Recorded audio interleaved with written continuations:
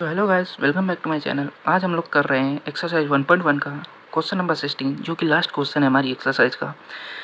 और ये पेपर में 1-2 नंबर के पूछे जाते हैं, इसलिए इसको ज़रूर करके जाइए, इसको छोड़िएगा मत। तो हमारे क्वेश्चन के अंदर क्या कहा गया है कि let R be the relation in the solution and gives by relation A comma B is such that A equal to B minus 2। और जो बी हमारा होना चाहिए वो 6 से बड़ा होना चाहिए, ठीक है।